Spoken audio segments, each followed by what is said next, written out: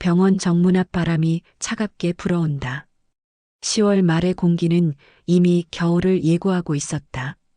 영숙은 천천히 정문 옆 낡은 나무 벤치에 앉았다. 이 의자는 그녀가 처음 이곳에 왔을 때부터 있던 것이다. 페인트가 벗겨지고 한쪽 끝은 약간 기울어져 있지만 영숙에게는 세상에서 가장 소중한 자리였다. 그녀는 작은 천 보자기를 무릎 위에 펼쳤다. 안에는 김밥 두 줄이 정성스럽게 쌓여 있었다. 새벽같이 일어나 만든 것이다. 아들이 좋아하던 단무지를 2배로 넣었다.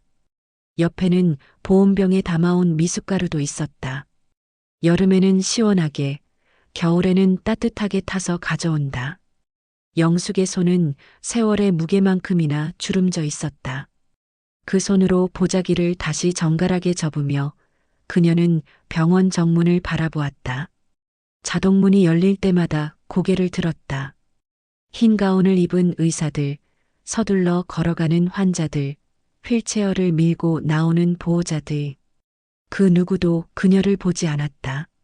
아니, 본다 해도 그저 병원 앞에 앉은 수많은 노인 중 한 명일 뿐이었다. 오늘은 올까? 영숙은 혼잣말처럼 중얼거렸다. 목소리는 떨렸지만 눈빛만은 또렷했다. 그녀는 낡은 손가방에서 작은 수첩을 꺼냈다. 표지가 해지고 모서리가 다른 수첩이었다. 첫 장을 펼치자 도연이에게라는 글씨가 보였다. 그 아래로는 날짜들이 빼곡하게 적혀 있었다. 3월 12일 비옴. 기다렸음. 4월 5일 봄바람 따뜻함. 기다렸음. 5월 20일 장미 한 송이 사옴. 기다렸음. 영숙은 오늘 날짜를 적으려다 잠시 멈췄다. 10월 29일. 벌써 8개월째다. 그녀는 펜을 들었다가 다시 내려놓았다. 아직 하루가 끝나지 않았으니까. 아직 기다림이 끝나지 않았으니까. 병원 입구에 큰 시계가 9시 10분을 가리켰다. 영숙은 등을 꼿꼿이 세웠다. 허리가 아파도 다리가 저려도 그녀는 의자에 단정히 앉아 있었다. 아들이 나올 때 흐트러진 모습으로 잊고 싶지 않았다. 바람이 또 한 번 세게 불었다. 영숙의 얇은 카디건 자락이 펄럭였다. 그녀는 손으로 옷깃을 여미며 다시 정문을 바라보았다. 오늘도 그녀는 기다린다. 30년 전 떠난 아들을. 이제는 이 병원의 의사가 되었다는 아들을. 도연아, 엄마 여기 있어. 엄마 여기서 기다리고 있어. 그녀의 목소리는 바람에 실려 사라졌다. 하지만 영숙은 멈추지 않았다. 오늘도 내일도 그녀는 이 의자에 앉아 아들을 기다릴 것이다. 용서를 구하기 위해서가 아니다. 단지 한 번만이라도 그의 얼굴을 보고 싶어서. 병원 안 어딘가에 그녀의 아들이 있다. 그것만으로도 영숙에게는 충분한 이유였다. 또 오셨네요. 간호사 지연은 병원 로비 창문 너머로 그 익숙한 모습을 발견했다. 정문 앞 벤치에 단정히 앉아 있는 노인. 매일 아침 9시면 어김없이 나타나는 할머니였다. 지연은 3년차 간호사였다. 이 병원에서 일한 지 이제 막 1년이 넘었지만 그 할머니를 처음 본 건 출근 첫날이었다. 그때도 똑같은 자리, 똑같은 시간이었다. 처음에는 누군가를 기다리는 보호자련이 생각했다. 병원 앞에서 누군가를 기다리는 사람들은 흔했으니까. 하지만 그 할머니는 달랐다. 아침에 와서 저녁까지 앉아 있었다. 비가 오나 눈이 오나 같은 자리를 지켰다. 그리고 한 번도 병원 안으로 들어오지 않았다. 이상하지 않아요? 저 할머니. 지연은 옆자리 선배 간호사 미경에게 물었다. 미경은 차트를 정리하며 고개도 들지 않았다. 아, 저분? 나도 처음엔 신경 쓰였는데. 이젠 풍경 같아. 풍경이요? 응. 매일 보다 보면 그냥 있어야 할 곳에 있는 것처럼 느껴져. 별일 없으면 그냥 내버려둬. 하지만 지연은 신경이 쓰였다. 특히 추운 날이나 비 오는 날에는 더욱 그랬다. 할머니는 늘 얇은 옷차림이었고 우산도 제대로 쓰지 않았다. 그저 의자에 앉아 병원 문을 바라볼 뿐이었다. 오전 근무를 마친 지연은 로비를 지나다 다시 창밖을 내다봤다. 할머니는 여전히 그 자리에 있었다. 무릎 위에 놓인 보자기가 눈에 들어왔다. 저 안에 뭐가 있을까? 지연은 잠깐 망설이다가 밖으로 나갔다. 10월의 바람이 생각보다 차가웠다. 할머니는 지연이 다가오는 걸 알아차렸지만 고개를 돌리지 않았다. 여전히 정문만 바라보고 있었다. 할머니, 혹시 환자 보호자세요? 지연이 조심스럽게 물었다. 할머니는 천천히 고개를 돌렸다. 주름진 얼굴에 미소가 번졌다. 하지만 대답은 없었다. 누구 기다리세요? 제가 안에 계신지 확인해 드릴까요? 할머니는 여전히 미소만 지었다. 그 미소가 무슨 의미인지 지연은 알 수 없었다. 긍정도 부정도 아닌 그저 온화한 미소였다. 안에 들어가시는 게 어때요? 밖에 계속 계시면 추우실 텐데. 괜찮아요.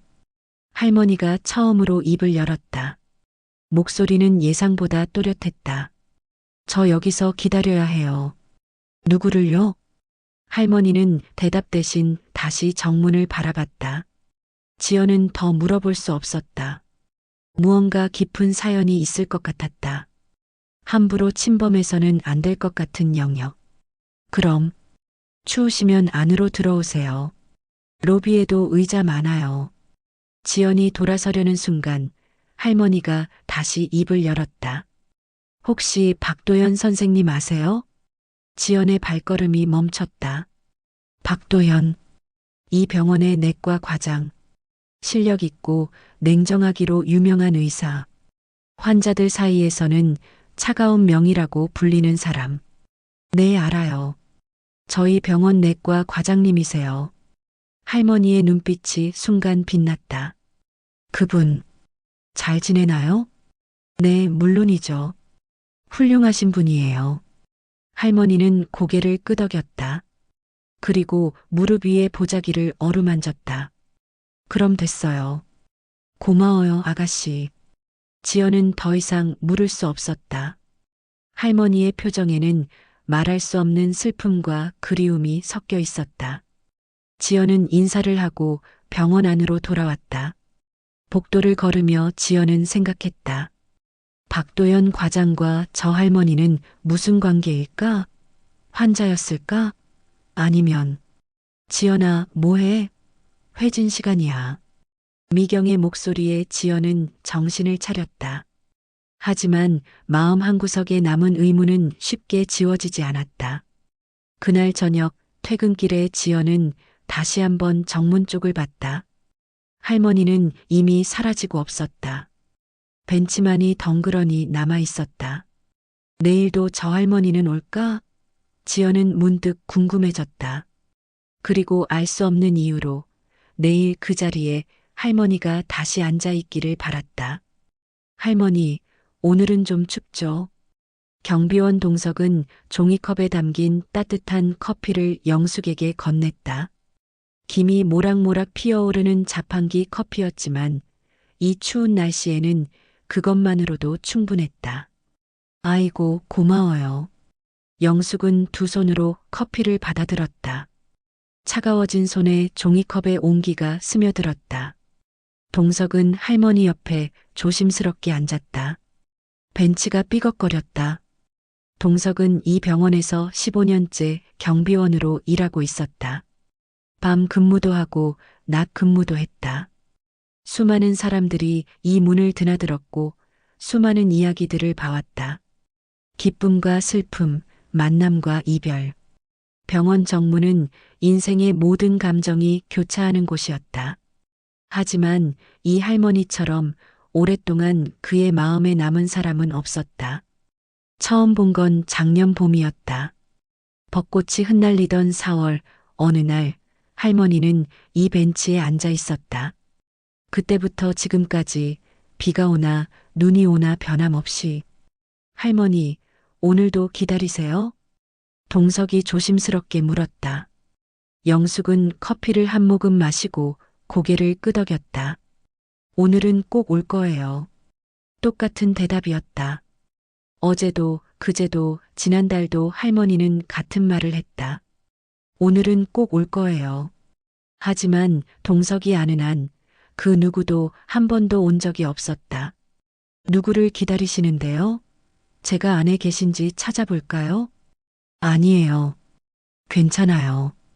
영숙은 부드럽게 거절했다. 그녀는 무릎 위에 보자기를 어루만졌다. 그냥 제가 여기 있으면 돼요. 그 사람이 나올 때 볼 수 있게. 동석은 더 이상 묻지 않았다. 대신 영숙 옆에 조용히 앉아 함께 정문을 바라봤다. 자동문이 열렸다 닫혔다를 반복했다.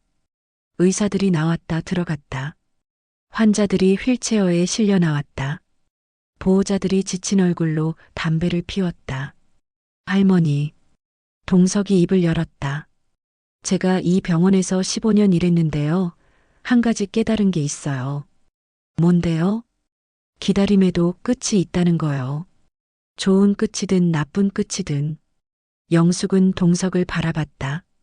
동석의 눈빛에는 진심 어린 걱정이 담겨 있었다. 저도 알아요. 영숙이 조용히 말했다. 하지만 기다리지 않으면 그 사람은 영영 저를 못 찾을 거예요. 제가 여기 있다는 걸 모를 거란 말이에요. 혹시 가족분인가요? 영숙은 잠시 망설이다가 고개를 끄덕였다. 아들이에요. 제 아들. 그럼 왜 안에 계신 아드님을 직접 찾아가지 않으세요? 영숙의 눈가에 슬픔이 스쳤다. 자격이 없어요. 제가 들어갈 자격이요? 제가 그 애한테 못 해준 게 너무 많아요. 아프게 한 것도 많고, 그래서 그냥 여기서 멀리서라도 보면 돼요. 그 애가 잘 지내는 거 확인하면 그걸로 충분해요. 동석은 가슴이 먹먹해졌다. 그는 병원에서 많은 가족들을 봤다.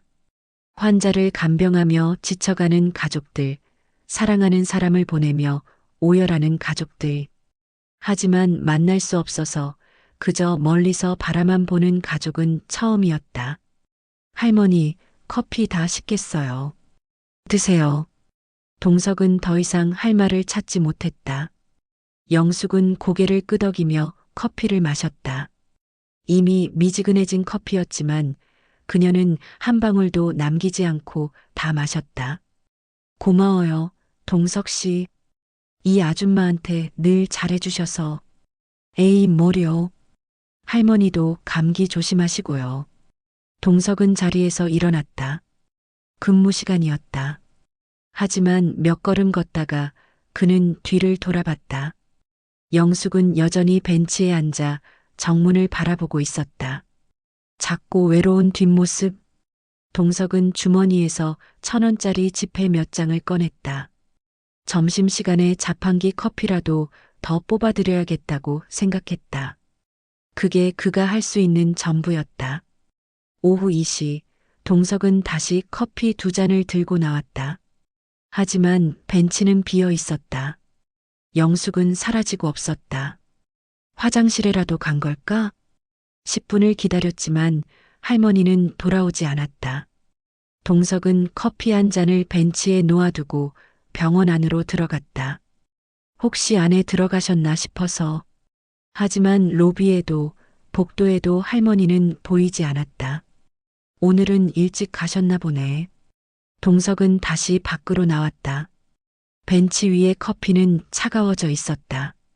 그는 커피를 들고 경비실로 돌아가며 생각했다. 내일도 할머니는 올까? 그리고 언젠가 할머니가 기다리는 그 사람은 정말 나타날까? 동석은 알 수 없었다. 다만 한 가지는 확실했다. 할머니가 오는 날이면 그는 따뜻한 커피를 준비할 것이다. 그게 전부가 아니어도 최소한 그 작은 온기만큼은 전할 수 있으니까. 박 과장님, 3번 환자 검사 결과 나왔습니다. 레지던트 김민수가 차트를 건넸다. 박도연은 무표정한 얼굴로 결과지를 훑어봤다. 그의 눈은 빠르게 움직였다. 숫자들, 그래프들, 소견들. 모든 정보가 그의 머릿속에서 순식간에 정리됐다. 간 수치가 여전히 높네. 약물 용량 조절하고 일주일 후 재검사 예약 잡아. 네, 알겠습니다. 민수가 차트를 받아들고 나갔다. 도연은 다음 차트를 집어들었다. 오전 회진만 해도 25명의 환자가 기다리고 있었다. 오후에는 외래 진료, 저녁에는 컨퍼런스. 빡빡한 일정이었지만 도연은 이 바쁨이 싫지 않았다. 아니, 솔직히 말하면 이 바쁨이 필요했다. 박 과장님, 수간호사 최은희가 다가왔다. 점심 드셨어요? 벌써 2시 넘었는데. 괜찮아요. 회진 끝나고 먹을게요. 매일 그러시면 몸 상하세요. 제가 김밥이라도 사다 드릴까요? 아니요, 됐습니다. 도연의 목소리는 친절했지만 단호했다. 은희는 더 이상 권하지 않고 물러났다. 병원 사람들은 모두 알고 있었다. 박도연 과장은 친절하지만 거리가 있는 사람이라는 것을, 실력은 뛰어나지만 사적인 대화는 하지 않는 사람이라는 것을. 차가운 명의, 환자들이 붙인 별명이었다. 진료는 완벽하지만 감정은 없다는 의미였다. 도연은 그 별명을 알고 있었다. 그리고 신경 쓰지 않았다. 의사에게 필요한 건 실력이지 온정이 아니니까. 회진을 마친 도연은 자신의 진료실로 돌아왔다. 작지만 정갈하게 정리된 공간이었다. 책장에는 의학 서적들이 빼곡했고 책상 위에는 논문 몇 편이 놓여 있었다. 사진이나 사적인 물건은 하나도 없었다. 도연은 의자에 앉아 창밖을 내다봤다. 10층 진료실 창문으로는 병원 정문이 내려다 보였다. 사람들이 분주하게 드나들고 있었다. 그는 무심코 정문 옆 벤치를 봤다. 벤치는 비어 있었다. 도연은 고개를 돌렸다. 점심을 먹어야 했다. 하지만 식욕이 없었다. 요즘 자주 그랬다. 밥을 먹어도 맛을 느끼지 못했다. 잠을 자도 개운하지 않았다. 마치 삶의 모든 감각이 무뎌진 것 같았다. 휴대전화가 울렸다. 후배 의사 정우진이었다. 형, 오늘 저녁에 학회 모임 있는데 같이 안 가? 바빠. 다음에. 형은 맨날 바쁘잖아. 가끔은 좀 쉬어. 번아웃 오기 전에. 괜찮아. 도연은 전화를 끊었다. 우진의 말이 틀린 건 아니었다. 하지만 쉬는 게 더 힘들었다. 쉬면 생각할 시간이 생겼고 생각하면 떠오르는 게 있었다. 그는 서랍을 열었다. 안쪽 깊숙한 곳에 낡은 사진 한 장이 있었다. 도연은 그걸 꺼내보지 않았다. 꺼낼 수 없었다. 다만 그것이 거기 있다는 걸 확인하고 다시 서랍을 닫았다. 박 과장님, 응급 환자 들어왔습니다. 인터폰에서 급한 목소리가 들렸다. 지금 갑니다. 도연은 재빨리 자리에서 일어났다. 배기를 여미고 복도로 나섰다. 그의 표정은 다시 냉정하고 집중된 의사의 얼굴로 돌아왔다. 응급실로 내려가는 엘리베이터 안에서 도연은 거울에 비친 자신의 얼굴을 봤다. 42살. 어느새 이마에 주름이 생겼고 관자놀이에는 흰머리가 섞여 있었다. 아버지가 돌아가셨을 때 내가 몇 살이었지? 26. 의대를 갓 졸업하고 인턴으로 일하던 때였다. 병원비를 감당할 수 없었다. 장학금으로 간신히 학교를 다녔지만 아버지의 수술비까지는 마련할 수 없었다. 어머니는 집을 팔자고 했지만 그것도 부족했다. 결국 아버지는 떠났다. 그리고 그날 밤 도연은 어머니에게 말했다. 엄마만 아니었으면 아버지는 안 죽었을 거야. 가난은 어머니의 잘못이 아니었다.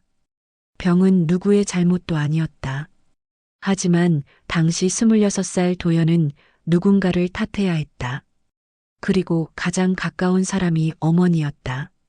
그날 이후 모자는 멀어졌다. 엘리베이터 문이 열렸다.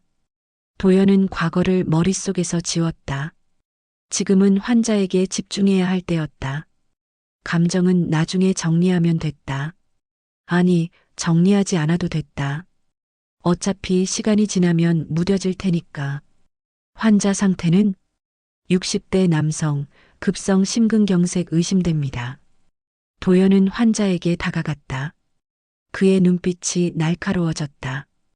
이 순간만큼은 그 누구보다 집중하고 정확하고 완벽했다. 환자에게는 완벽한 의사. 하지만 자기 자신에게는 가장 엄격한 판사. 그리고 어머니에게는 여전히 용서하지 못한 아들. 박도연은 그렇게 오늘도 살아갔다. 1999년 겨울. 26살 도연은 병원 복도를 뛰어갔다. 베개 자락이 바람에 펄럭였다.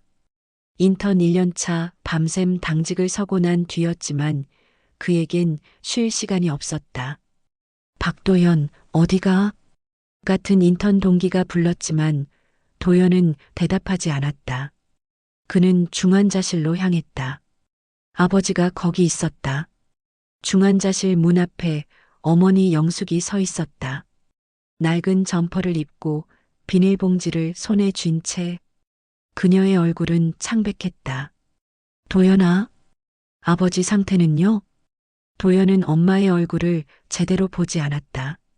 중환자실 안을 들여다볼 뿐이었다. 의사 선생님이 수술을 빨리 해야 한대. 알아요. 그래서 제가 돈 마련하려고. 도연아, 영숙의 목소리가 떨렸다. 집을 팔아야 할 것 같아. 도연의 발걸음이 멈췄다. 집을요? 그래야 수술비를 만들 수 있어. 그것도 부족할 것 같은데. 도연은 주먹을 쥐었다. 그가 태어나고 자란 집. 비좁고 낡았지만 가족의 온기가 있던 곳. 하지만 그 집을 팔아도 아버지의 수술비에는 턱없이 부족했다. 제가 더 알아볼게요. 대출이든 뭐든. 도연아, 넌 이제 막 시작한 애야. 내가 빚을 지면 안 돼. 그럼 어떻게 해요? 아버지를 그냥 둬요? 도연의 목소리가 커졌다. 지나가던 간호사들이 돌아봤다. 영숙은 아들을 복도 구석으로 데려갔다. 엄마가 어떻게든 해볼게. 어떻게요? 어떻게 한다는 거예요? 영숙은 대답하지 못했다. 그녀에게도 방법이 없었다. 집을 팔아도 빌릴 수 있는 돈을 다 빌려도 부족했다. 그날 밤 아버지의 상태가 급격히 악화됐다. 보호자분, 지금 당장 수술 결정하셔야 합니다. 주치의가 다급하게 말했다. 수술비는 일단 응급이니까 수술부터 하겠습니다. 비용은 나중에 상의하시죠. 수술실 문이 닫혔다. 빨간 불이 켜졌다. 수술 중이라는 표시가 차갑게 빛났다. 도연과 영숙은 복도 의자에 앉아 기다렸다. 2시간, 3시간, 4시간. 밤은 깊어갔다. 새벽 4시 수술실 문이 열렸다. 집도의가 마스크를 내리며 고개를 저었다. 최선을 다했습니다만 그 뒤의 말은 들리지 않았다. 도연의 귓속에서 윙윙거리는 소리만 가득했다. 아버지는 그렇게 떠났다. 장례식장은 초라했다. 오는 사람도 적었다. 아버지는 과묵한 사람이었고 친구도 많지 않았다. 도연은 3일 내내 영정 앞에 앉아 있었다. 눈물도 나오지 않았다. 그저 멍하니 아버지 사진만 바라봤다.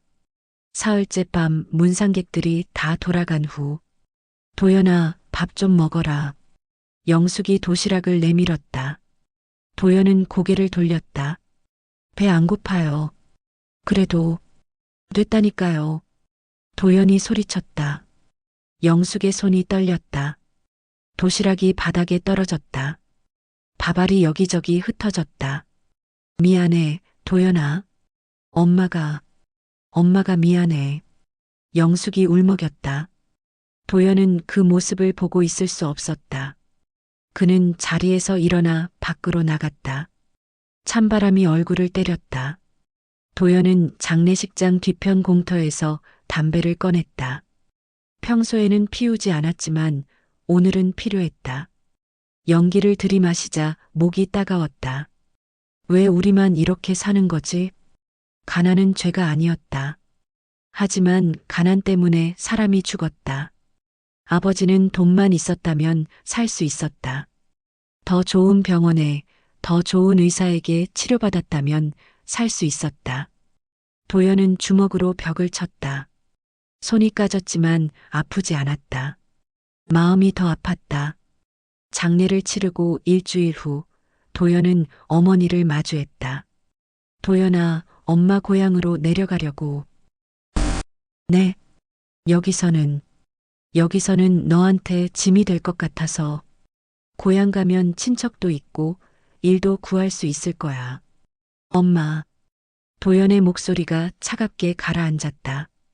엄마만 아니었으면 아버지는 안 죽었을 거예요. 영숙의 얼굴이 굳었다. 엄마가 돈을 못 벌어서, 엄마가 가난해서 아버지가 죽은 거잖아요. 도연아, 전 이제 혼자 살 거예요. 엄마 신경 쓰지 말고 엄마도 엄마 인생 사세요. 도연은 돌아섰다. 뒤에서 영숙이 흐느끼는 소리가 들렸지만 그는 멈추지 않았다. 그날 이후 모자는 연락을 끊었다. 도연은 미친 듯이 일했다. 전공의가 되고 전문의가 되고 교수가 됐다. 돈을 벌었다. 아버지를 살릴 수 있을 만큼, 아니, 그보다 훨씬 더 많이. 하지만 아버지는 돌아오지 않았다. 그리고 어머니도. 2025년 현재. 도연은 서랍 깊숙한 곳에 사진을 떠올렸다. 그 사진 속에는 3명이 있었다. 아버지, 어머니, 그리고 어린 도연. 박 과장님, 오후 진료 시작하셔야 합니다. 간호사의 목소리에 도연은 정신을 차렸다. 그는 고개를 끄덕이고 진료실을 나섰다. 복도를 걸으며 도연은 생각했다. 용서해야 하는 걸까? 하지만 어떻게 시작해야 하는지 알 수 없었다. 그는 창밖을 봤다. 병원 정문이 보였다. 그리고 그 옆에 빈 벤치가. 도연은 고개를 돌렸다. 과거는 과거일 뿐이었다. 지금은 환자들이 기다리고 있었다. 그는 다시 걷기 시작했다. 느리지만 단호하게. 하늘이 어두워지더니 빗방울이 떨어지기 시작했다. 처음에는 몇 방울에 불과했지만 곧 굵은 빗줄기로 변했다. 10월의 차가운 가을비였다. 병원 로비에 있던 사람들이 우산을 펼치며 밖으로 나갔다. 어떤 이들은 발걸음을 재촉했고 어떤 이들은 처마 밑에서 비를 피했다. 하지만 정문 앞 벤치의 영숙은 움직이지 않았다. 할머니, 간호사 지연이 로비 창문으로 밖을 내다보다가 깜짝 놀라 뛰쳐나갔다. 우산도 없이 비를 맞고 있는 영숙의 모습이 보였다. 할머니, 왜 이러세요? 안으로 들어가셔야죠. 지연은 자신의 우산을 영숙 위로 펼쳤다. 하지만 이미 영숙의 옷은 흠뻑 젖어 있었다. 얇은 카디건이 물을 머금어 무겁게 늘어져 있었다. 괜찮아요. 영숙이 조용히 말했다. 그녀의 머리카락에서 빗물이 주르륵 흘러내렸다. 괜찮긴요. 감기 걸리시겠어요. 어서 안으로 들어가세요. 지연이 영숙의 팔을 잡으려 했다. 하지만 영숙은 고개를 저었다. 안 돼요. 여기 있어야 해요. 왜요? 왜 비를 맞으면서까지?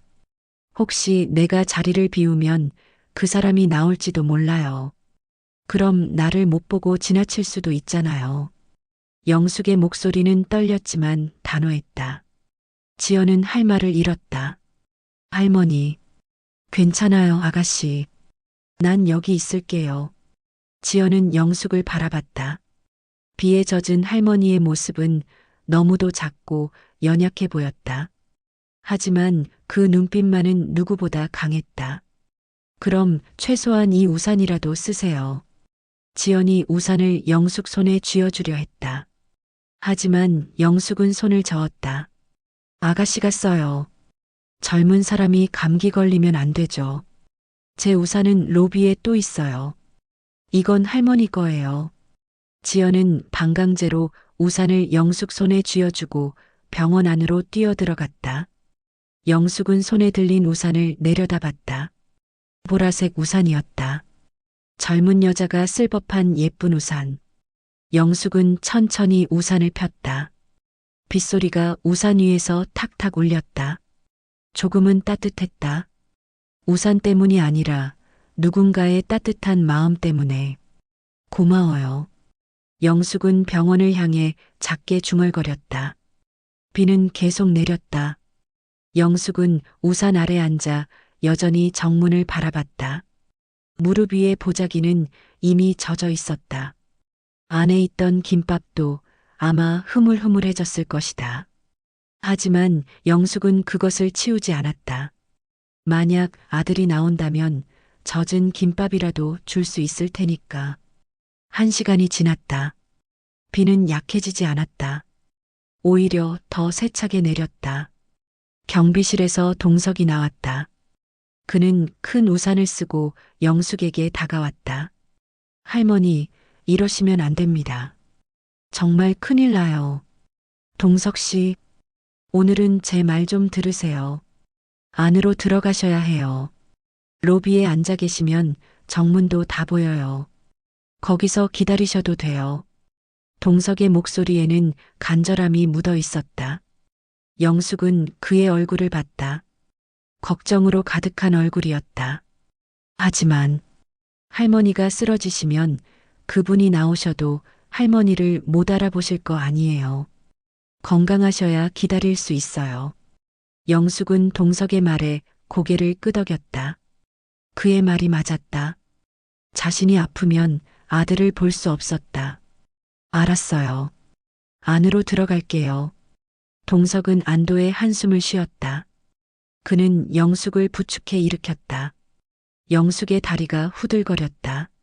너무 오래 앉아 있었던 탓이었다. 천천히요, 할머니. 동석은 영숙을 조심스럽게 부축하며 병원 로비로 데려갔다.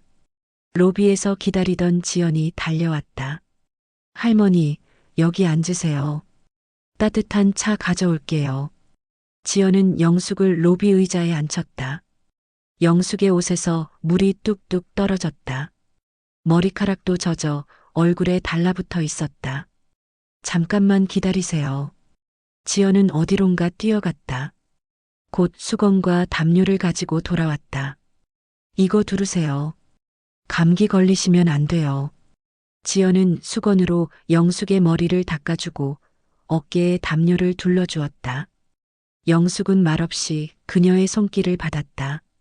오랜만에 느끼는 따뜻함이었다. 고마워요, 아가씨. 정말 고마워요. 영숙의 목소리가 떨렸다. 지연은 미소 지었다. 아니에요. 당연한 거죠. 지연이 따뜻한 차를 건넸다. 영숙은 두 손으로 종이컵을 감싸 쥐었다. 온기가 손끝에서 가슴까지 퍼져나갔다. 영숙은 로비 창문 너머로 정문을 바라봤다. 빗속에서 사람들이 우산을 쓰고 드나들었다. 흰 가운을 입은 의사도 보였다. 하지만 그녀가 찾는 사람은 보이지 않았다. 할머니. 지연이 조심스럽게 입을 열었다. 혹시 내 아들 이름표 봤어요? 영숙이 먼저 물었다. 지연은 고개를 갸웃했다. 이름표요? 응. 여기 의사 선생님들 가슴에 이름표 달고 다니잖아요. 혹시 박도연이라고 쓰인 이름표 본 적 있어요? 지연의 표정이 굳었다. 박도연. 그 이름을 다시 들었다. 할머니. 박도연 과장님이 할머니 아드님이세요? 영숙은 대답하지 않았다. 하지만 그녀의 눈빛이 모든 걸 말해주었다. 그럼 왜 직접 찾아가지 않으세요? 10층 내과에 계신데. 자격이 없어요. 영숙의 목소리가 작아졌다. 엄마로서 자격이 없어요. 그 애한테 너무 못해줬거든요. 지연은 가슴이 먹먹해졌다. 그녀는 할 말을 찾지 못했다. 밖에서는 여전히 비가 내렸다. 영숙은 창밖을 바라보며 중얼거렸다. 오늘은 못 보겠네. 그녀의 목소리에는 깊은 아쉬움이 묻어 있었다. 지연은 영숙의 손을 꼭 잡았다. 차가운 손이었다. 하지만 그 안에는 누구보다 뜨거운 사랑이 담겨 있었다. 할머니, 내일은 꼭 보실 수 있을 거예요. 영숙은 고개를 끄덕였다. 그리고 작게 미소 지었다. 그래요. 내일은 꼭 볼 수 있겠죠. 하지만 그녀도 지연도 알지 못했다. 내일이 오지 않을 수도 있다는 것을. 다음 날 아침은 맑았다. 어젯밤의 비가 거짓말처럼 하늘은 푸르고 공기는 차가웠다. 영숙은 평소보다 조금 늦게 병원에 도착했다. 어젯밤 감기 기운이 있었지만 오늘은 절대 쉴 수 없었다. 비 때문에 못 본 아들을 오늘은 꼭 봐야 했다. 그녀는 익숙한 벤치에 앉았다. 보자기를 무릎 위에 놓았다. 오늘은 아들이 좋아하던 주먹밥을 만들어 왔다. 참기름을 넣고 김을 잘게 부숴 넣은 주먹밥. 도연이 어렸을 때 엄마 이거 맛있어라고 말하며 먹던 그 주먹밥. 영숙은 정문을 바라보며 기다렸다. 사람들이 드나들었다. 의사들, 간호사들, 환자들. 모두 바쁘게 움직였다. 할머니, 안녕하세요. 지연이 출근길에 영숙에게 인사했다.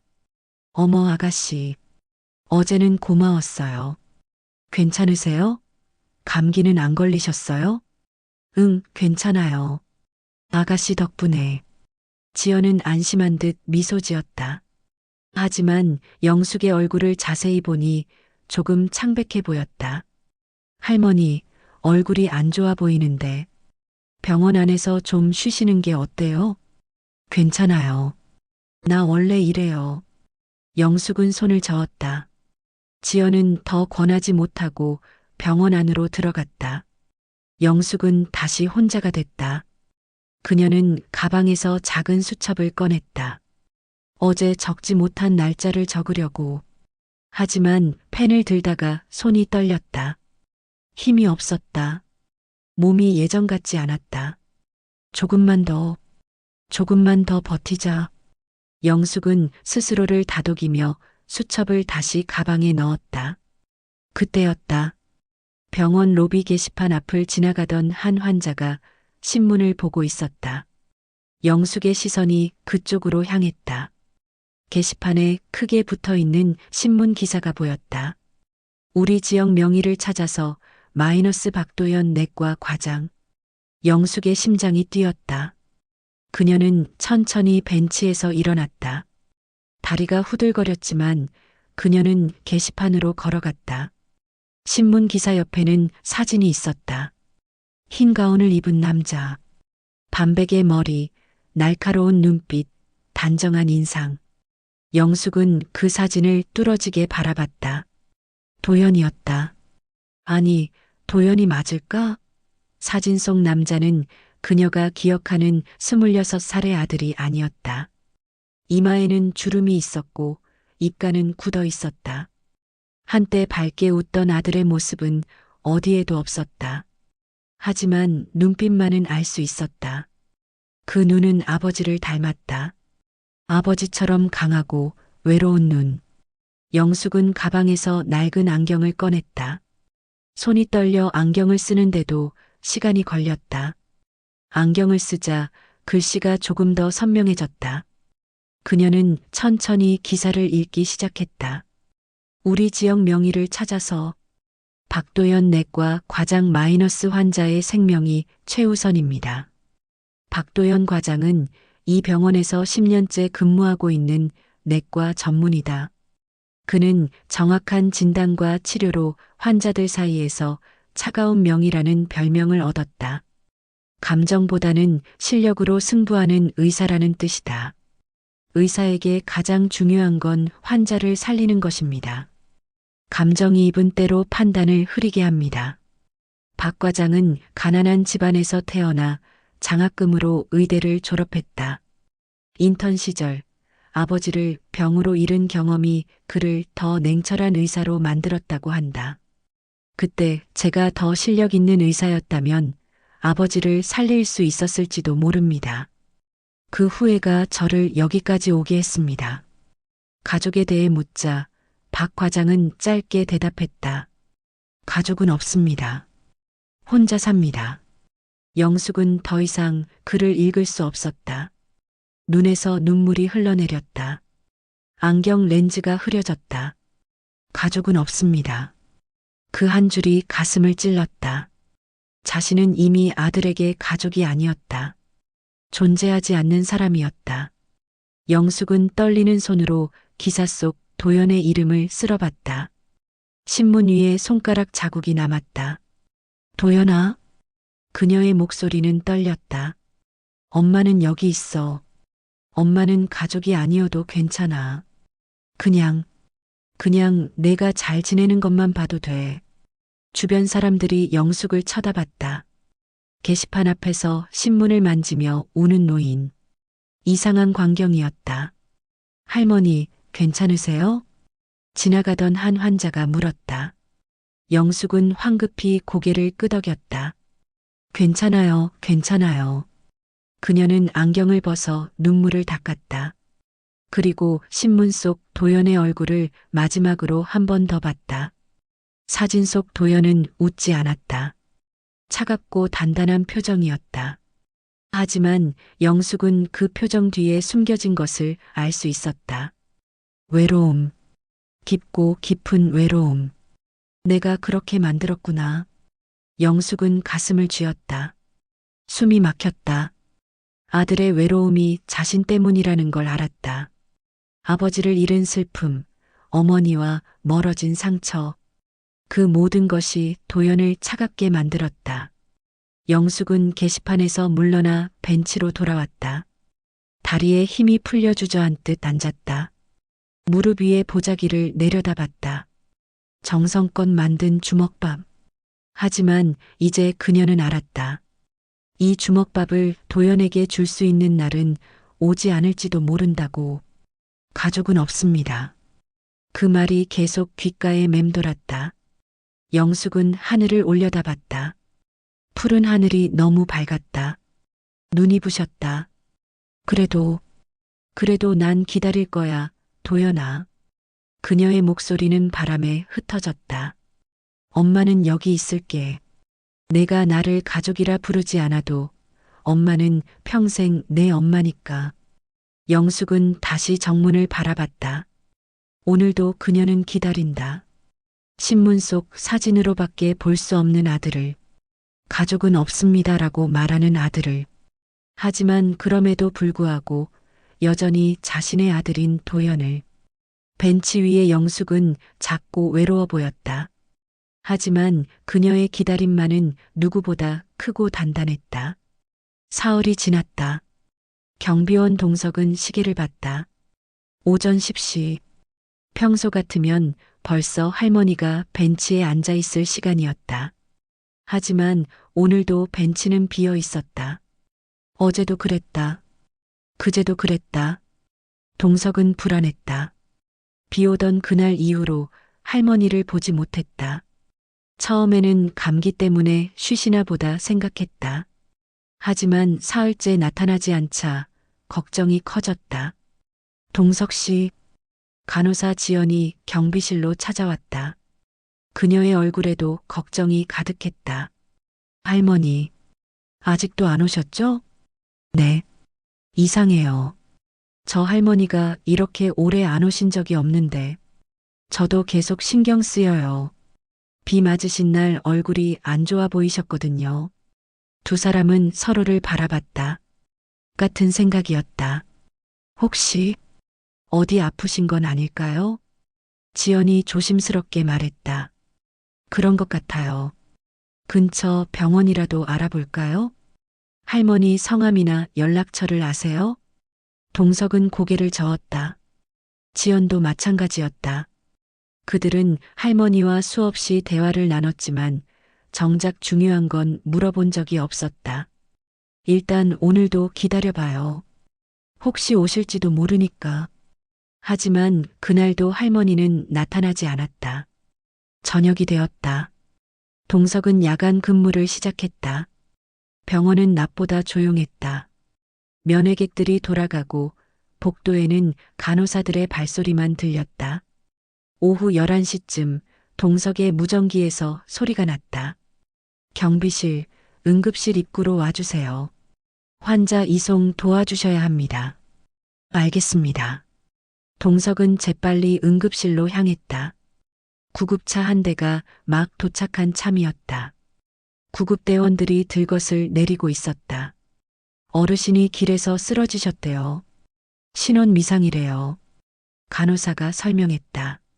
동석은 들것 위에 환자를 봤다. 그리고 얼어붙었다. 할머니. 들것 위에 누운 사람은 영숙이었다. 창백한 얼굴, 감긴 눈, 산소 마스크를 쓴 모습. 동석은 황급히 달려갔다. 이분 알아요? 구급대원이 물었다. 네. 이분 우리 병원에 자주 오시는 분이에요. 다행이네요. 신원을 못 찾아서 어쩌나 했어요. 지갑도 없고 핸드폰도 없고. 응급실 문이 열렸다. 의료진이 달려나와 들것을 받았다.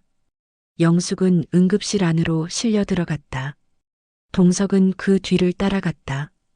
응급실 대기실에 앉아 있는데 지연이 헐레벌떡 뛰어왔다. 할머니가 어떻게 됐어요? 쓰러지셔서 응급실에 실려 오셨어요. 어머나. 지연은 손으로 입을 막았다. 두 사람은 응급실 문만 바라보며 기다렸다. 1시간쯤 지났을까? 의사가 나왔다. 보호자분이신가요?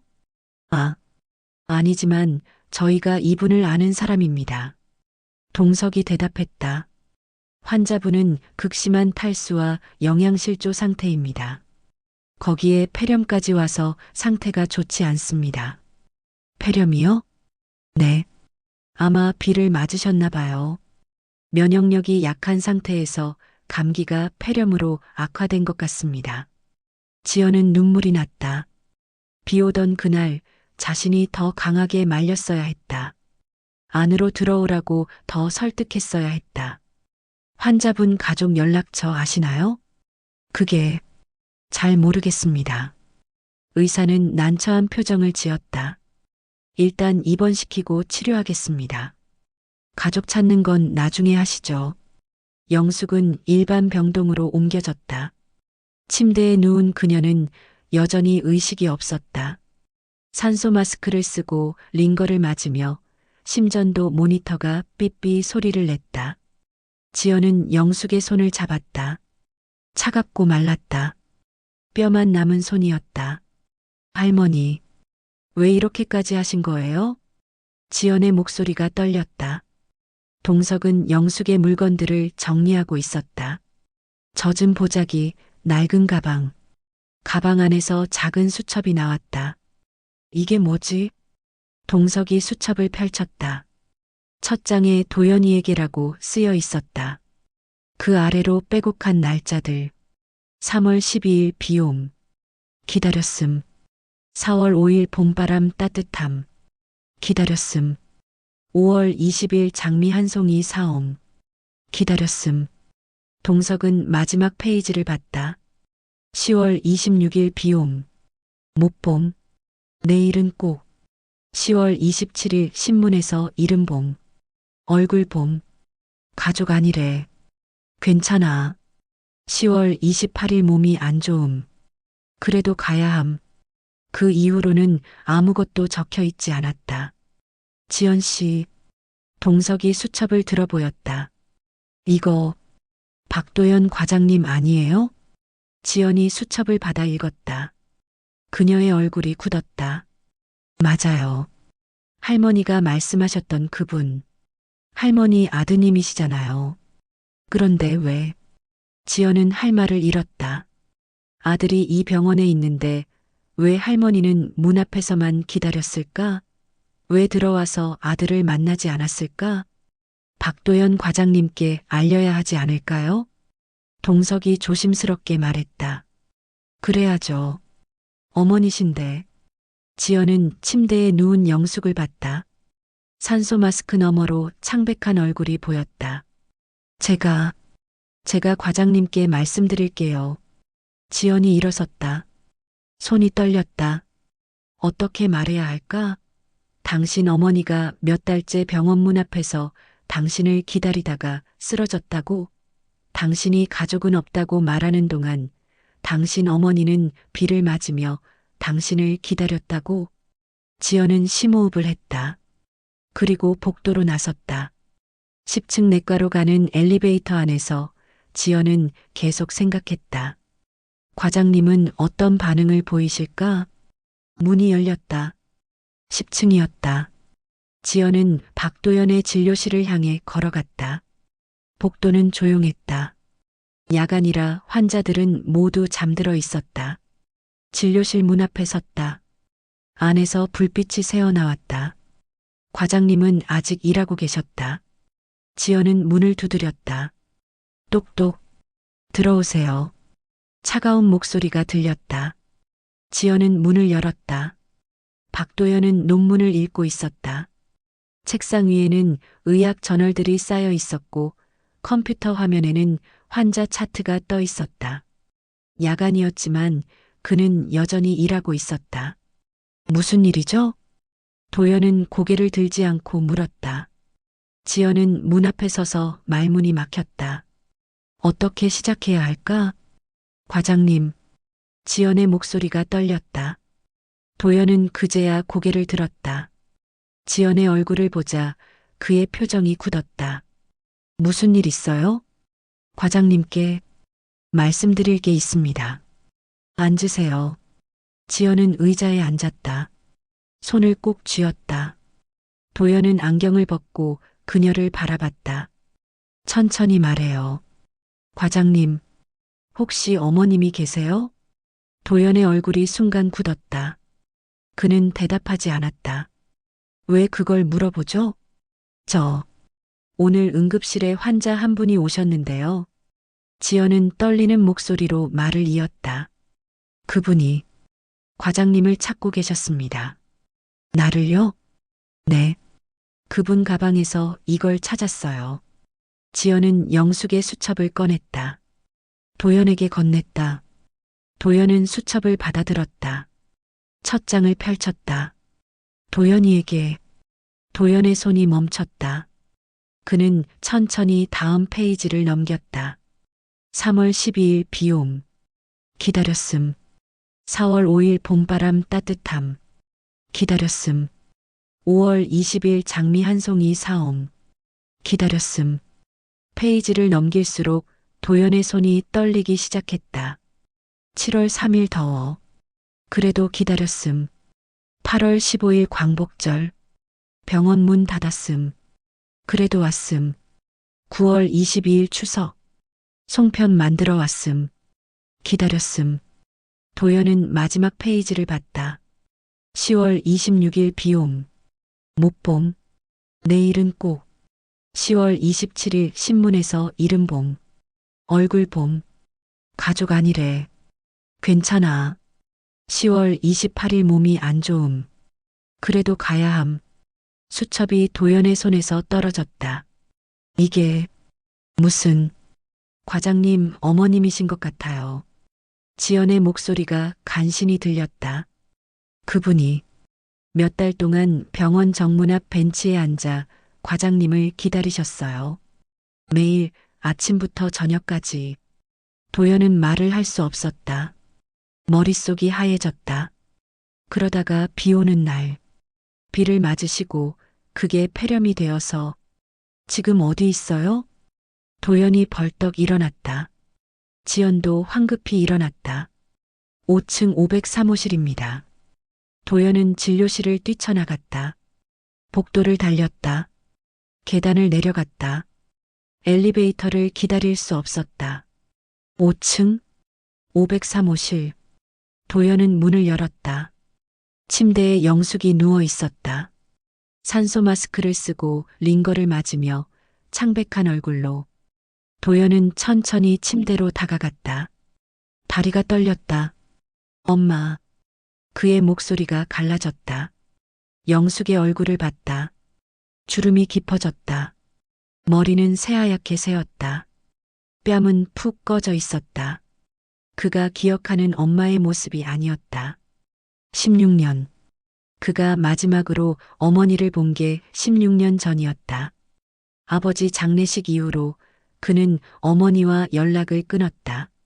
어머니가 어디에 사는지도 어떻게 지내는지도 몰랐다. 아니, 알려고 하지 않았다. 도연은 어머니의 손을 잡았다. 차가웠다. 뼈만 남은 손이었다. 그의 눈에서 눈물이 흘러내렸다. 엄마, 왜 이렇게까지? 영숙의 눈꺼풀이 떨렸다. 천천히 눈을 떴다. 흐릿한 눈빛이 도연을 향했다. 현아. 산소 마스크 너머로 작은 목소리가 들렸다. 엄마, 나야. 도연이야. 도연은 어머니의 손을 두 손으로 감쌌다. 영숙의 입가에 미소가 번졌다. 약하지만 분명한 미소였다. 기다렸어. 왜 말 안 했어요? 왜 병원 안으로 들어오지 않았어요? 자격이 없어서. 영숙의 목소리는 가늘었다. 엄마로서 자격이. 무슨 소리예요, 엄마? 도연의 목소리가 커졌다. 눈물이 멈추지 않았다. 제가 잘못했어요. 제가 엄마한테 너무 못됐어요. 미안해요, 엄마. 정말 미안해요. 영숙은 고개를 저었다. 손을 들어 도연의 뺨을 어루만졌다. 차갑고 마른 손이었지만 그 안에는 따뜻함이 있었다. 괜찮아. 내가 잘 지내는 것만 봐도 그걸로 충분해. 엄마, 제발 이러지 마세요. 도연은 어머니의 손을 꼭 잡았다. 의사로서 그는 알고 있었다. 어머니의 상태가 좋지 않다는 것을. 탈수, 영양실조, 폐렴. 노인에게는 치명적인 조합이었다. 엄마, 제가 치료할게요. 꼭 낫게 할게요. 그러니까 힘내세요. 영숙은 미소 지었다. 우리 도연이 의사 됐구나. 네, 엄마. 의사 됐어요. 그런데 제일 중요한 사람 못 살렸어요. 아버지도, 이제 엄마도. 아니야. 영숙이 도연의 손을 쥐었다. 넌 이미 날 살렸어. 내가 널 보고 싶어서 그 마음 하나로 여기까지 온 거야. 엄마, 보고 싶었어. 도연아? 정말 많이. 영숙의 목소리가 점점 작아졌다. 눈꺼풀이 무거워 보였다. 엄마, 자지 마세요. 눈 뜨세요, 엄마. 도연이 다급하게 말했다. 하지만 영숙의 눈은 천천히 감겼다. 엄마. 도연은 비상벨을 눌렀다. 의료진이 달려왔다. 심전도 모니터의 소리가 불규칙해졌다. 환자 상태 악화. 준비하세요. 간호사들이 분주하게 움직였다. 도연은 밀려났다. 그는 병실 밖으로 나왔다. 복도에 주저앉았다. 두 손으로 얼굴을 감쌌다. 제발. 그는 기도했다. 의사로서가 아니라 아들로서. 제발 엄마를 살려주세요. 제가 잘못했어요. 제발 한 번만 더 기회를 주세요. 복도는 조용했다. 다만 병실 안에서 들리는 의료진의 목소리와 기계음만이 가득했다. 도연은 알고 있었다. 이번이 마지막 일지도 모른다는 것을. 어머니를 안아볼 수 있는 마지막 기회일지도 모른다는 것을. 그리고 그는 깨달았다. 정문 앞 벤치. 그 의자의 진짜 주인은 처음부터 어머니였다는 것을. 아들을 기다리는 어머니의 자리였다는 것을. 새벽 5시, 도연은 어머니의 침대 옆 의자에 앉아 있었다. 밤새 한숨도 자지 못했다. 다만 어머니의 손을 잡고 숨소리를 듣고 심전도 모니터의 규칙적인 신호음을 확인할 뿐이었다. 응급처치 후 영숙의 상태는 안정됐다. 아직 위험한 상태였지만 최악의 고비는 넘긴 것 같았다. 의사로서 도연은 알고 있었다. 하지만 아들로서의 도연은 여전히 두려웠다. 과장님, 지연이 조용히 문을 열고 들어왔다. 손에는 따뜻한 커피가 들려 있었다. 이거라도 드세요. 고맙습니다. 도연은 커피를 받았지만 마시지 않았다. 그저 손에 쥐고 있을 뿐이었다. 어머님 상태는 어떠세요? 안정됐어요. 하지만 아직 깨어나지 않으셨어요. 지연은 영숙을 바라봤다. 산소 마스크를 쓴 채 조용히 누워있는 할머니. 몇 달 동안 벤치에서 봤던 그 단단하고 강인한 모습은 어디에도 없었다. 과장님, 지연이 조심스럽게 입을 열었다. 할머니가 정말 오랫동안 기다리셨어요. 비가 오나 눈이 오나 아침부터 저녁까지 저희가 걱정해서 안으로 들어오시라고 했지만 할머니는 항상 거절하셨어요. 왜 들어오지 않으신 거죠? 도연의 목소리가 떨렸다. 할머니는 그러셨어요. 자격이 없다고. 엄마로서 자격이 없다고. 도연은 고개를 떨구었다. 그의 눈에서 다시 눈물이 흘렀다. 제가 그렇게 만든 거예요. 과장님, 아버지가 돌아가셨을 때 저는 엄마를 원망했어요. 가난한 게 엄마 탓이라고, 아버지가 죽은 것도 엄마 탓이라고. 그래서 엄마를 떠났어요. 도연은 어머니의 손을 꼭 쥐었다. 16년 동안 한 번도 연락하지 않았어요. 엄마가 어디서 어떻게 사는지도 몰랐어요. 아니, 알고 싶지 않았어요. 그냥 잊고 싶었어요. 과장님, 그런데 엄마는 날 잊지 않았어요. 날 찾아왔어요. 몇 달 동안 저 밖에서 기다렸어요. 도연의 목소리가 떨렸다. 저는 자격 없는 게 엄마가 아니라 접니다. 아들로서 자격이 없어요. 지연은 할 말을 잃었다. 그저 조용히 곁에 서 있을 뿐이었다. 지연 씨, 도연이 고개를 들었다. 눈물로 얼룩진 얼굴이었다. 엄마가 깨어나면 제가 뭐라고 말해야 할까요? 제 생각엔 지연이 부드럽게 말했다. 그냥 엄마라고 부르시면 될 것 같아요. 그것만으로도 할머니는 행복하실 거예요. 도연은 고개를 끄덕였다. 그리고 다시 어머니를 바라봤다. 엄마, 제발 깨어나세요. 제가 할 말이 많아요. 오전 9시 경비원 동석이 출근했다. 습관처럼 정문 앞 벤치를 봤다. 여전히 비어 있었다. 하지만 이제 그 이유를 알았다. 동석은 5층으로 올라갔다. 503호실 문을 조심스럽게 열었다. 도연이 여전히 침대 옆에 앉아 있었다. 과장님, 동석 씨. 도연은 지친 얼굴로 인사했다. 할머니 상태는 어떠세요? 조금 나아지신 것 같아요. 하지만 아직. 그때였다. 영숙의 손가락이 움직였다. 도연은 즉시 알아챘다. 엄마 깨어나셨어요? 영숙의 눈꺼풀이 천천히 열렸다. 흐릿한 눈빛이 도연을 향했다. 그리고 조금씩 초점이 맞춰졌다. 도연아?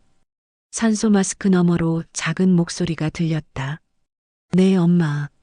접니다. 도연이에요. 도연은 어머니의 손을 꼭 잡았다. 영숙은 천천히 미소 지었다. 약하지만 평화로운 미소였다. 꿈. 아니지? 꿈 아니에요, 엄마. 진짜예요. 제가 여기 있어요. 영숙의 눈에서 눈물이 흘렀다. 보고 싶었어? 저도요, 엄마. 저도 보고 싶었어요. 그런데 제가 너무 바보 같았어요. 미안해요, 엄마. 아니야. 미안한 건 엄마야. 엄마 잘못 없어요. 다 제 잘못이에요. 도연은 어머니의 이마에 이마를 대었다. 엄마, 이제 저랑 같이 사세요. 제가 모실게요. 제가 잘할게요. 영숙은 고개를 끄덕였다. 더 이상 말할 힘이 없었지만 그녀의 미소가 모든 걸 말해주었다. 동석은 조용히 병실을 나왔다. 가슴이 뭉클했다. 그는 지연을 만나 말했다. 할머니 깨어나셨대요. 정말요? 네. 그리고 모자가 화해하신 것 같아요. 지연은 눈물을 닦았다. 다행이다. 며칠 후 영숙의 상태는 많이 좋아졌다. 산소 마스크를 떼고 스스로 앉을 수도 있게 됐다. 도연은 어머니의 주치의를 자청했다. 그리고 매일 회진 때마다 어머니 병실에 들렀다. 엄마, 오늘 아침은 드셨어요? 응, 다 먹었어. 링거는 불편하지 않으세요? 괜찮아. 영숙은 아들의 얼굴을 물끄러미 바라봤다. 도연아? 네, 엄마. 너 많이 컸구나. 도연은 미소 지었다. 당연하죠. 16년이나 지났는걸요. 그래. 16년. 영숙의 목소리가 잠겼다. 엄마, 이제 그 이야기는 하지 말아요. 앞으로만 봐요. 우리 이제 함께 있잖아요. 영숙은 고개를 끄덕였다. 엄마, 퇴원하시면 우리 집으로 가세요. 제가 방 준비해 놨어요. 정말? 네. 그리고 엄마가 해주시던 그 주먹밥. 다시 만들어 주실 수 있으세요? 영숙의 눈이 반짝였다. 기억하니? 당연하죠. 제가 제일 좋아하던 건데요. 영숙은 눈물을 닦았다. 그럼 엄마가 매일 해줄게. 매일은 힘드실 텐데. 괜찮아. 우리 도연이 위해서라면. 모자는 서로를 바라보며 미소 지었다. 일주일 후 어느 아침 병원 정문 앞 벤치에 꽃다발이 놓여 있었다. 하얀 국화와 노란 장미가 섞인 아름다운 꽃다발이었다. 그 옆에는 쪽지 한 장이 있었다. 이 의자에서 엄마를 기다리게 해서 미안해요. 이제는 제가 엄마를 기다릴게요. 아니, 이제는 기다릴 필요 없이 함께 있을게요. 사랑해요, 엄마. 도현. 경비원 동석이 출근길에 그 꽃다발을 발견했다. 쪽지를 읽고 그는 미소 지었다. 간호사 지연도 출근하며 그 꽃다발을 봤다. 예쁘다. 그러게요. 동석과 지연은 서로를 바라보며 고개를 끄덕였다. 이제 저 의자에는 아무도 안 앉겠네요. 그래도 괜찮아요. 이젠 기다림이 끝났으니까요. 두 사람은 병원 안으로 들어갔다. 벤치 위의 꽃다발은 아침 햇살을 받아 반짝였다. 바람이 불었다. 차가운 가을바람이었지만 이상하게 따뜻하게 느껴졌다. 병원은 오늘도 분주했다. 사람들이 들어오고 나갔다. 생명이 태어나고 누군가는 떠났다. 슬픔과 기쁨이 교차하는 곳. 하지만 오늘만큼은 이 병원에 하나의 해피엔딩이 있었다. 오랜 기다림 끝에 찾은 모자의 재회, 용서와 화해의 이야기, 그리고 사랑의 이야기. 정문 앞 의자는 이제 비어 있었다. 하지만 그 의자가 간직한 이야기는 그곳을 지나는 모든 이들의 가슴 속에 오래오래 남을 것이다. 6개월 후, 도연은 어머니와 함께 병원 정문을 걸어 나왔다. 영숙은 완전히 건강을 되찾았다. 뺨에는 혈색이 돌았고 걸음걸이도 한결 가벼웠다. 도연아, 오늘 저녁은 뭐 먹고 싶어? 엄마가 만들어주시는 거면 다 좋아요. 그럼 오늘은 된장찌개 해줄까? 좋아요. 두 사람은 정문 앞을 지나갔다. 벤치가 보였다. 영숙은 잠시 걸음을 멈췄다. 엄마. 영숙은 벤치를 바라봤다. 그리고 미소 지었다. 고마워. 뭐가요? 저 의자. 덕분에 엄마가 너를 다시 만날 수 있었어. 도연도 벤치를 바라봤다. 이제는 그저 평범한 벤치일 뿐이었다. 하지만 그들에게는 특별한 의미가 있었다. 엄마, 이제 가요. 집에 가서 맛있는 저녁 먹어요. 그래. 모자는 손을 잡고 걸어갔다. 그들의 뒷모습은 따뜻했다. 병원 정문 앞 벤치는 오늘도 그 자리에 있었다. 누군가를 기다리는 사람들을 위해, 그리고 언젠가는 그 기다림이 이루어지기를 바라며 조용히 그 자리를 지키고 있었다. 시청해 주셔서 감사합니다. 구독, 좋아요 부탁드립니다.